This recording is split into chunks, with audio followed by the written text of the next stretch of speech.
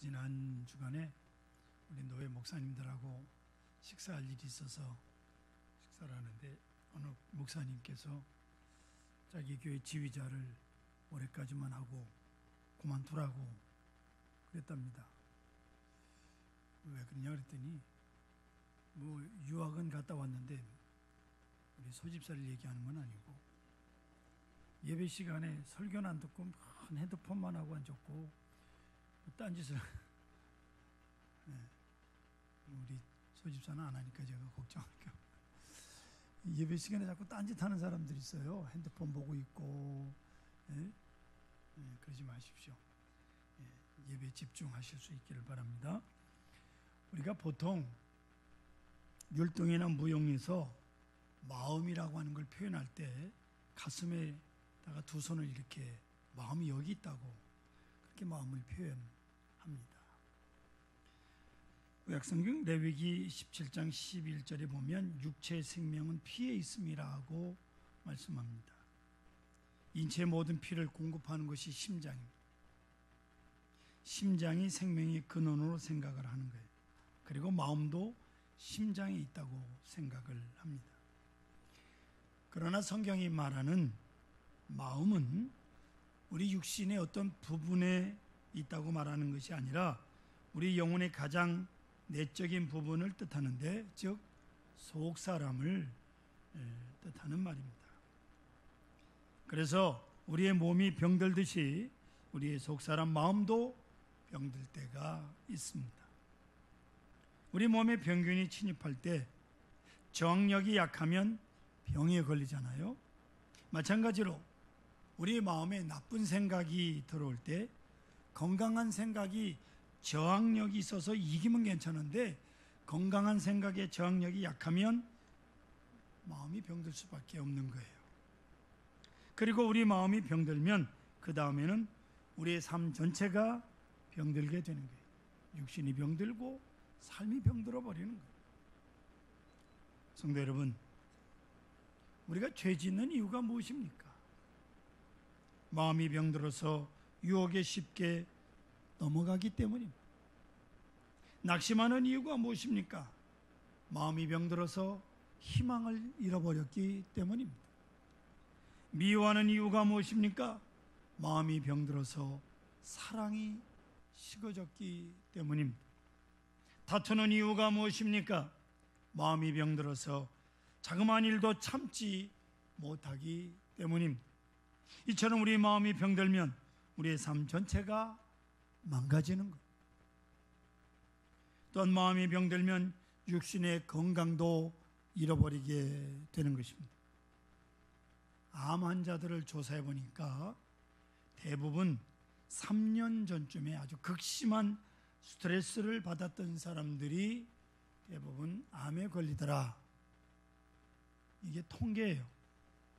사람이 감당하기 어려운 스트레스를 받으면 암세포가 활성화돼서 3년쯤 지나면 그게 온몸의 암으로 퍼진다는 거예요. 마음이 병들면 그래서 육신의 건강도 지킬 수가 없다 그 말입니다. 그래서 성경 잠언 18장 14절 앞에 화면을 보십시오.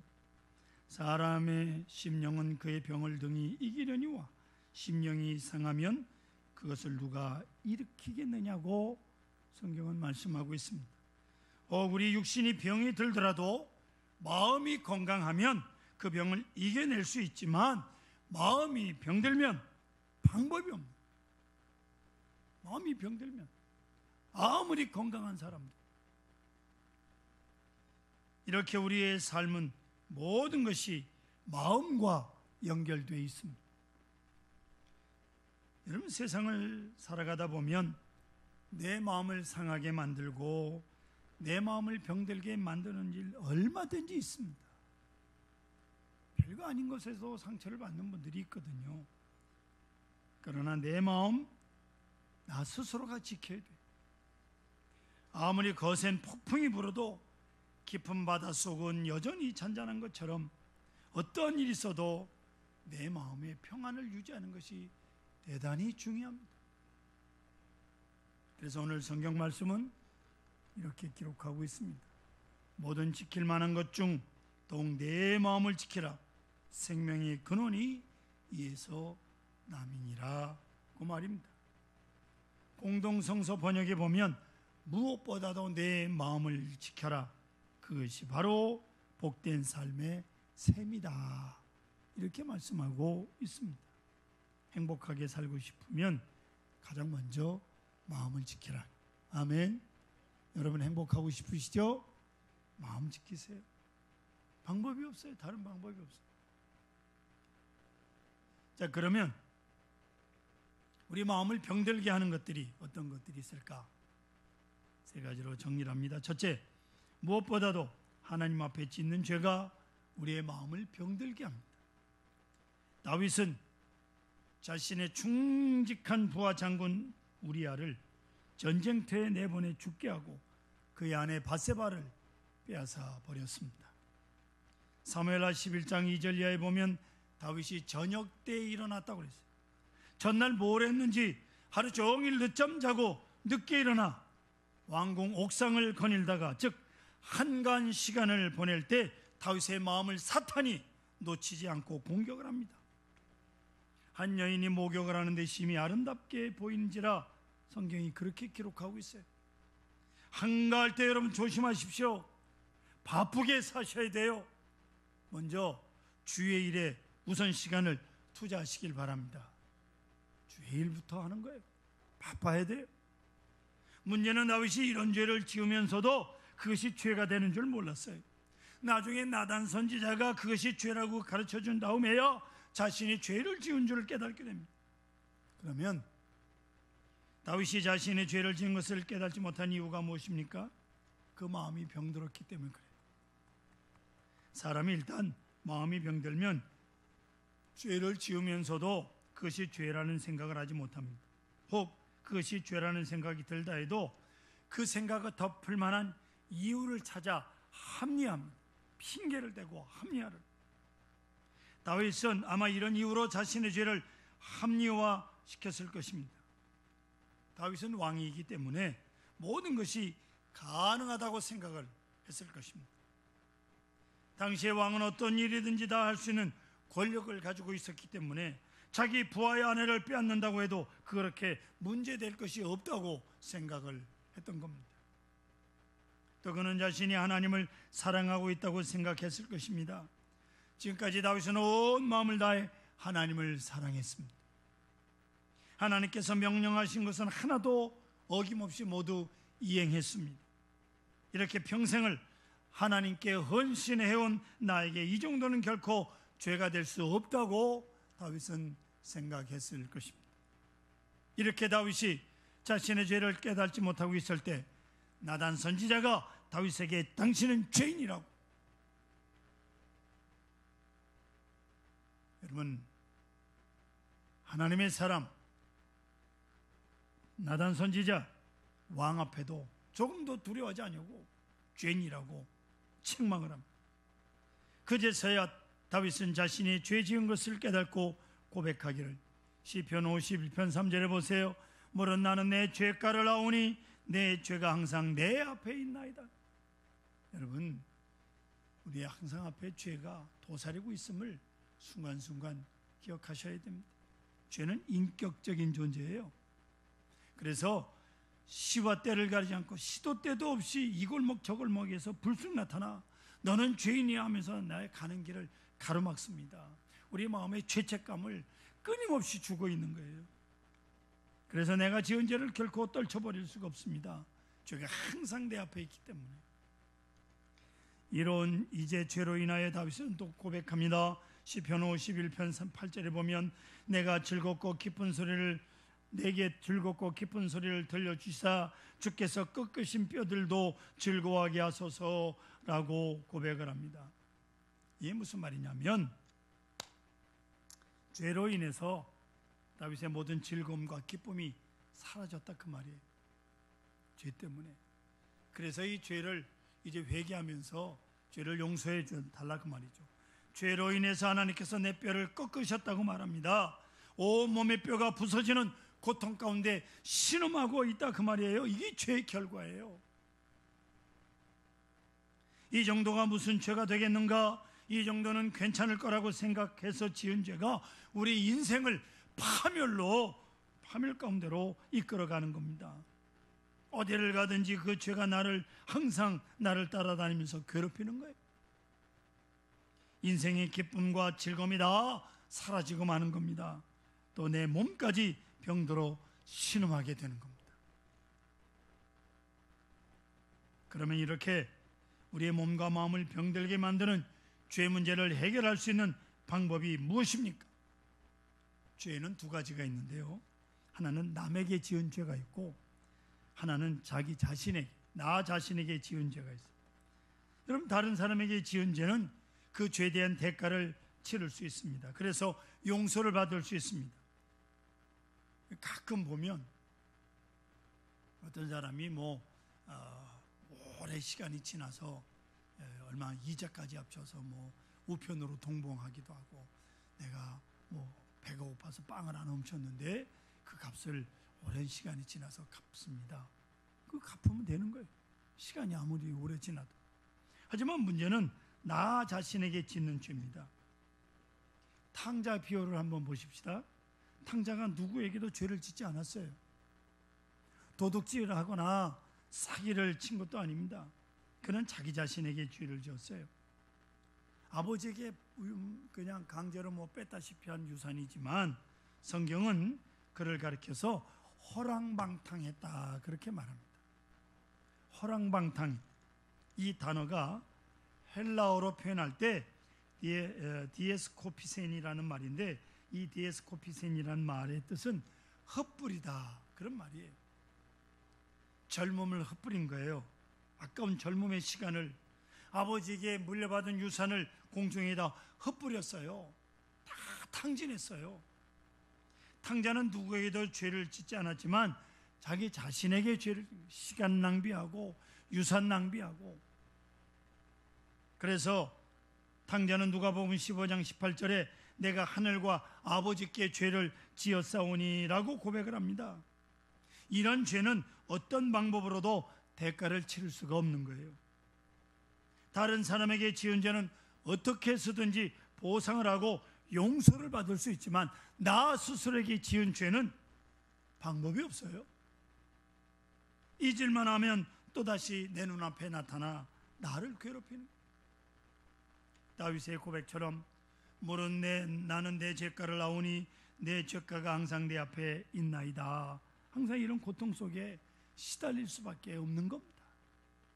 그렇다면 이런 죄의 문제를 해결할 수 있는 방법은 정말 없는 것일까요?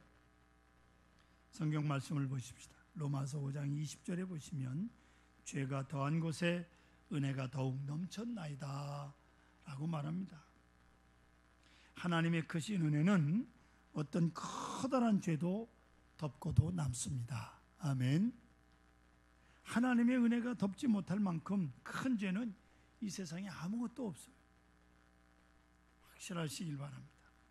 그래서 요한일서 1장 9절에 보시면 만일 우리가 우리 죄를 자백하면 그는 미쁘시고 의로우사 우리의 죄를 사하시며 우리를 모든 불의에서 깨끗하게 하실 것이요 라고 말씀하고 있습니다. 여러분, 분명하게 성경에 있는 말씀을 잘 기억하십시오. 우리가 죄를 하나님 앞에 고백하기만 하면 하나님께서 우리의 모든 불의를 깨끗하게 하신다고 말씀을 하고 있습니다. 문제는 뭐예요? 죄를 자백하는 거예요. 자백하기만 하면 모든 불의에서 우리를 깨끗하게 하십니다. 사랑하는 성도 여러분, 하나님의 용서에는 구분이 없습니다. 할렐루야. 어떤 죄도 용서하시고 어떤 죄도 도저히 용서가 안 되는 죄는 결코 없다, 그 말이에요. 우리가 우리의 죄를 고백하기만 하면 하나님께서는 그 죄를 용서해 주십니다. 십자가 앞에 내 모든 죄를 고백함으로 죄로부터 자유함을 누리시기를 바랍니다. 하나님께서 나를 용서하시고 내가 나를 용서하는 이 기쁨을 누리실 수 있기를 바랍니다. 그렇습니다. 성도 여러분, 죄가 가져다주는 쓰디쓴 결과를 맛보셨다면 이제 다시는 죄에 빠지지 않도록 여러분의 마음을 지키실 수 있기를 바랍니다. 죄를 향한 마음의 창문은 닫아버리시고 위를 바라보고 하나님의 은혜를 기억하십시오. 그래서 다시는 죄로 인해 마음이 병든 일이 없이 기쁨과 찬양 넘치는 건강한 삶을 살아가시는 여러분들 되시기를 바랍니다. 두 번째로 우리 마음을 병들게 만드는 것, 누군가를 미워하는 마음입니다. 때로 우리 마음속에 누군가를 미워하는 생각이 들어옵니다. 그것을 그대로 두면 미움의 감정이 점점 커져서 나중에는 우리의 마음을 완전히 미움이 장악해버립니다. 그 시간부터 내 마음은 내가 주인이 아니라 미움 마음이 나의 주인 노릇을 하는 거예요. 그리고 그 다음에 미움이 나를 명령합니다. 온갖 악한 생각을 하게 만들고 또 지금까지 평생 사용하지 않았던 악한 말, 악한 행동을 합니다. 심지어는요, 살인까지도 저지르는, 범죄를 저지른 사람들 대부분 자신이 통제하지 못할 정도로 뭔가 강력한 힘에 사로잡혀 있었다, 그렇게 말합니다. 그래서 성경은 잠언 16장 32절에 이렇게 말씀합니다. 노하기를 더디하는 자는 용사보다 낫고 자기의 마음을 다스리는 자는 성을 빼앗는 자보다 나으니라고 말씀하고 있습니다. 성도 여러분, 내가요 다른 사람을 미워하는 것이 그 원인이 그 사람에게 있기 때문이라고 생각을 하십니까? 그렇지 않습니다. 분명히 아십시오. 내가 누군가를 미워한다면 그 원인은 내게 있는 거예요. 내가 나 스스로를 모르고 있는 겁니다. 문제의 원인이 내게 있는 것을 알지 못하고 다른 사람을 향해서 화를 내는 거예요. 인류의 시조 아담에게 가인과 아벨이라고 하는 두 아들이 있었습니다. 하루는 하나님께 제사를 드리는데 가인은 자신이 거둔 곡식으로 제사를 드리고 아벨은 양을 잡아서 제사를 드렸습니다. 그런데 하나님께서 아벨의 제사는 받으시고 가인의 제사는 받지 않았습니다. 이때 가인의 모습을 성경은 이렇게 표현합니다. 가인이 몹시 분하여 안색이 변하니 라고 말입니다. 하나님께서 가인의 제사를 받지 않으신 원인이 어디 있습니까? 가인에게 있는 거예요. 하나님께서 창세기 4장 7절에 이렇게 말씀합니다. 내가 선을 행하면 어찌 낯을 들지 못하겠느냐고 말입니다. 문제의 원인이 어디에 있는 거예요? 가인에게 있다, 그 말이 옳시다. 가인이 부정한 제물을 드렸든지 아니면 정성이 없이 제물을 드렸다든지 혹은 믿음이 없이 제물을 드렸든지 분명히 그 원인이 가인 자신에게 있는 거예요. 그런데 가인은 아벨을 노려봅니다. 왜 저놈이 드린 제사는 받으시고 내가 드린 제사는 안 받으시는가? 자신을 돌아봐야 되는데 아벨을 원망하고 아벨을 노려보는, 결국 아벨을 죽여서 땅에 묻고 맙니다. 이스라엘의 첫 번째 왕이었던 사울은 참으로 훌륭한 왕이었어요. 겸손했습니다. 백성을 잘 다스렸습니다. 전쟁에 나갈 때마다 큰 승리를 거두었습니다. 그런데 그 마음속에 다윗을 미워하는 마음이 들어오기 시작합니다. 성경은 말씀하시기를 사무엘상 16장 14절에 보시면 여호와의 영이 사울에게서 떠나고 여호와께서 부리시는 악령이 그를 범례하게 한지라고 말씀하고 있습니다. 보세요. 내가 누군가를 미워할 때 성령은 나를 떠나시고 그 대신 악한 영, 마귀가 나를 지배하기 시작한다는 것을 알아야 돼. 마귀는 우리 마음에 들어와 속삭입니다. 맞아, 너는 충분히 화를 낼 수 있어. 내가 화를 내는 것은 당연한 일이야. 누가 그런 일을 겪어서도 너같이 화를 낼 거야. 절대로 용서하지 마. 절대로 그냥 넘어가면 안 돼. 그 순간부터 내 마음 내 것이 아니에요. 마귀가 내 마음을 지배하는 거예요. 당연한 것처럼 마귀가 속삭입니다. 성도 여러분, 여러분 마음속에 미운 사람이 있습니까? 그 사람 생각만 해도 심장이 뛰고 혈압이 올라가십니까? 하나님께 맡기십시오. 하나님께서 판단하실 것입니다. 그리고 그를 위해서 기도하십시오. 용서하게 해달라고, 사랑하게 해달라고 기도하십시오. 손으로 악을 이기게 해달라고 기도하십시오. 마음의 진정한 평안을 누리게 될 것입니다. 그를 미워할 자격이 그러면서 그 순간 내 눈이 열리면서 나 자신의 모습을 보게 될 거예요. 그리고 그를 미워할 자격이 전혀 없는 내 모습을 발견하게 될 것입니다. 이 시간 성령님께서 여러분의 마음을 병들게 만드는 미워하는 마음을 깨끗이 씻겨주시기를 바랍니다. 그래서 사랑으로 가득한 건강한 마음으로 살아가시기를 축원합니다. 세 번째로 우리의 마음을 병들게 만드는 것은 염려와 근심입니다. 보세요. 사람이 마음에 근심이 있으면 그게 얼굴로 나타납니다. 마음의 근심은요, 좀처럼 사라지질 않아요. 성경에 보면 잠언 14장 13절에 웃을 때에도 마음에 슬픔이 있고 즐거움 끝에도 근심이 있느니라 이렇게 말씀을 합니다. 그러니까 근심이 있는 사람은 아무리 즐거운 자리에 가서 앉아 있어도 그 근심을 떨쳐버릴 수가 없어요. 겉으로는 웃고 있지만 속으로는 눈물을 흘리고 있는 거예요. 근심이 우리의 마음을 이렇게 병들게 만드는 겁니다. 성도 여러분, 지금 우리 마음을 한번 살펴보십시오. 분명히 걱정하고 있는 어떤 문제가 있을 것입니다. 그리고 과연 그 걱정거리가 가장 먼저 해야 될 걱정거리라고 생각하십니까? 예수님께서 이렇게 말씀하셨습니다. 마태복음 6장 27절에 너희 중에 누가 염려함으로 그 키를 한 자라도 더할 수 있겠느냐라고 말입니다.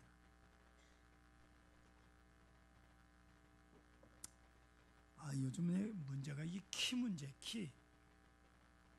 그런데요, 여러분, 이 키 문제 사실 걱정할 문제가 아니고 걱정할 가치도 없는 거 아닙니까? 키가 작으면 키 크는 약을 먹든지, 그래도 안 되면 키 높이를 신든지, 그래도 안 되면 머리카락이라도 높이 세워가지고 크게 보이게 하든지, 그것도 안 되면 내 키가 표준 키야, 내가 작은 것이 아니라 다른 사람이 큰 거야, 그리고 다니시면 되잖아요. 뭐 너무 키 때문에 키 그러고 다닙니까? 쓸데없이 나는 키가 작아서 걱정이야 이런 생각하지 말라 그 말이에요. 특별히 키 작다고 사는데 문제 있습니까? 네? 자, 이제 우리는 내가 하고 있는 걱정 중에 걱정이 아무 소용이 없는 거 한번 먼저 털어내 버리십시다. 그 다음에 일어나지도 않을 일을 미리 걱정하는 거 지워내십시다. 그 다음에 너무 사소한 일이라 이미 일어난 일들 다시 생각하며 걱정하는 것 없애버리십시다. 다음에 너무 사소한 일이라 걱정할 필요도 없는 거 다 떨쳐버리십시다. 그리고 나면 우리 걱정거리의 96%가 다 떨어져 나갑니다. 통계적으로 말씀드린 거예요. 그리고 여러분이 정말 걱정해야 할 남은 것은 4% 정도입니다. 이 4%는 여러분이 정말로 걱정해야 할 일들입니다. 그런데 여러분 보십시오. 이 걱정거리란 그 문제를 해결할 수 있는 방법이 없을 때 걱정하는 것이지, 문제를 해결할 수 있는 방법이 있는 사람은 절대로 걱정하지 않습니다. 아멘. 잘 보세요. 잘 들으세요. 보세요. 아버지가 부자인데 그 아들이 점심 굶을까 걱정합니까? 얼마든지 해결할 수 있는 문제를 가지고 걱정하는 것은 어리석은 일. 성경에 보세요. 빌립보서 4장 6절에 아무것도 염려하지 말고 다만 모든 일에 기도와 간구로 너희 구할 것을 감사함으로 하나님께 아뢰라고 말씀하고 있습니다. 여러분, 우리는 어떤 문제를 만나든지 해결할 수 있는 방법을 가진 사람들이 믿으십니까? 왜요? 전능하신 하나님, 우리의 아버지, 나의 아버지가 되시는데, 아버지가 엄청난 부자요, 아버지가 모든 문제를 해결할 수 있는 분이요, 왜 걱정하십니까? 건방지게. 예? 구약 성경에 보시면 모압과 암몬 그리고 아람 연합군이 유다 이스라엘을 공격해 옵니다. 이에 대항할 힘이 전혀 없는 유다에 이런 위기를 만났을 때 유다 왕 여호사밧이 하나님께 기도합니다. 역대하 20장 12절에 무릇 우리를 치러 오느니 큰 무리를 우리가 대적할 능력이 없고 어떻게 할 줄도 알지 못하고 오직 주만 바라보나이다. 그리고 여호사밧은 노래하는 사람, 즉 찬양대를 뽑아 앞에 세우고 그들로 하여금 하나님을 찬양하게 했습니다. 그런데 놀라운 일이 일어났어요. 역대하 20장 22절에 보시면 그 노래와 찬송이 시작될 때 여호와께서 복병을 두어 유다를 치러 온 암몬 자손과 모압과 세일산 주민들을 치게 하심으로 그들이 패하였으니 라고 말씀하고 있습니다. 성도 여러분, 이 놀라운 은혜를 체험하시기를 축원합니다. 이번 한 주간은 지금 여러분 염려하고 근심하는 일을 놓고 하나님께 기도하십시오. 사람에게 의지하지 말고 하나님께 간구하십시오. 하나님, 저는 이 문제를 해결할 능력이 없고 이렇게 어떻게 할 줄도 알지 못합니다. 오직 주만 바라봅니다. 그리고 찬송하십시오. 계속해서 주의 이름을 찬양하십시오. 하나님께서 은혜로 베풀어 주실 것을 믿습니다. 놀랍게 역사해 주실 줄 믿습니다. 우리 모두의 마음속에 있는 근심과 걱정이 찬송과 감사로 변하사 주께서 역사해 주실 줄 믿습니다. 사랑하는 성도 여러분, 우리의 마음을 지키십시다. 숨긴 죄를 하나님께 고백함으로 용서받아 죄의 고통에서 자유를 누리십시다. 누군가 미워하는 마음을 떨쳐버리고 이제 악을 손으로 갚는 기쁨을 누리시기를 바랍니다. 그리고 하나님께 기도함으로 염려하고 걱정하는 모든 일들이 기쁨과 감사로 변하는 은혜를 누리시기를 바랍니다.